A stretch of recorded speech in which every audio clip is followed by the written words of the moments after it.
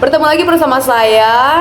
Halo semua, Assalamualaikum warahmatullahi wabarakatuh. Sebelumnya terima kasih kepada Ibu Khadijah Rizky Lestari sebagai dosen pengampu mata kuliah agraria yang telah memberikan kesempatan kepada kelas kami untuk bisa melakukan ujian tengah semester melalui video ini.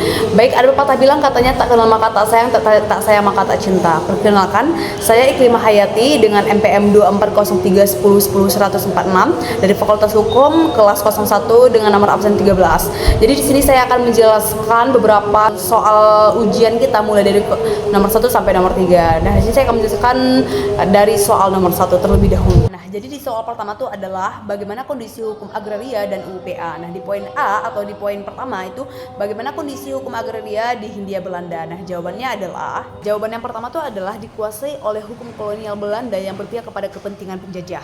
Selanjutnya dualisme hukum agraria, yang pertama ada hukum adat untuk pribumi dan hukum barat untuk non pribumi. Selanjutnya tanah-tanah dikuasai oleh pemerintah kolonial dan diberikan kepada perusahaan asing. Selanjutnya yang B, apa sih tujuan dibentuknya UPA atau Undang-Undang Pokok Agraria tahun 1960? Nah, yang pertama itu adalah menghapus dualisme hukum agraria, yang kedua adalah menegaskan tanah sebagai hak bangsa Indonesia, yang ketiga adalah memberikan keadilan dan kesejahteraan bagi rakyat dalam memanfaatkan tanah. Selanjutnya yang C, dasar hukum agraria nasional. Jawaban yang pertama itu adalah Undang-Undang Dasar 1945 pasal 33 ayat 3 yang berbunyi, bumi, air, dan kekayaan alam yang terkandung di dalamnya dikuasai oleh negara dan digunakan sebesar-besarnya untuk kemakmuran rakyat. Yang jawaban kedua adalah Undang-Undang Pokok Agraria nomor 5 tahun 1960 sebagai aturan utama hukum agraria. Soal nomor 2, hak-hak dalam hukum agraria. Soal nomor 2 adalah apa sih hak-hak dalam hukum agraria? Poin A, pengertian hak-hak dalam hukum agraria. Berbicara tentang pengertian dan hak-hak dalam hukum agraria terbagi menjadi 3 hak. Yang pertama adalah hak bangsa, yang kedua ada hak menguasai negara, dan yang ketiga ada hak wilayah. Oke, yang pertama adalah hak bangsa. Hak bangsa ialah tanah Indonesia milik bangsa bukan individu. Yang kedua ada hak menguasai negara. Negara mengatur dan mengelola tanah sebagai untuk kepentingan rakyat. Yang ketiga adalah hak wilayah. Hak adat suatu masyarakat atas tanah turun-temurun. Yang B, pengaturan terkait hak-hak dalam hukum agraria. Poin pertama ada HGB atau hak guna bangunan, ialah hak mendirikan bangunan di atas tanah negara dan hak pengelolaan dalam jangka waktu tertentu. Selanjutnya ada HGU, hak guna usaha, ialah hak mengelola tanah negara untuk usaha pertanian, perkebunan, perikanan dalam jangka waktu tertentu. Selanjutnya ada hak pakai publik dan hak pakai privat. Nah, hak pakai publik ialah digunakan untuk kepentingan umum, contohnya seperti jalan, taman, dan lain sebagainya.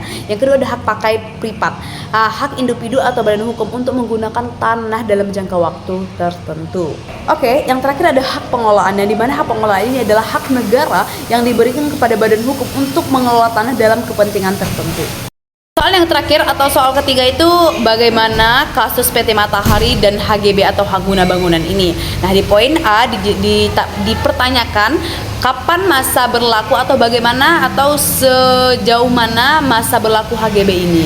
Nah, masa berlaku HGB ini itu maksimal 30 tahun, bisa diperpanjang 20 tahun dan akan diperbaharui sampai 30 tahun. Di poin B dipertanyakan bagaimana kewajiban perusahaan dalam pembangunan. Jawaban pertama, jelas tidak bisa mengganggu kepentingan umum. Jawaban kedua, jika menghalangi akses ke pekarangan dan lahan lain, wajib memberikan solusi atau ganti rugi. Iya, itu tadi dia penjelasan soal-soal ujian atau UTS tengah semester dari mata kuliah agraria ini. Semoga apa yang telah saya sampaikan bisa bermanfaat dan bisa menjadi pelajaran dan juga motivasi dan juga pengetahuan baru, ilmu baru. Semoga apa yang telah saya sampaikan ini dapat bermanfaat bagi kita semua dimana dan kapanpun kalian berada. Bagi penonton-penonton yang sudah saya share di YouTube channel saya sendiri. Cukup sekian, terima kasih. Wassalamualaikum warahmatullahi wabarakatuh. Salam Kampus Merah. One is the loneliest number that you'll ever do.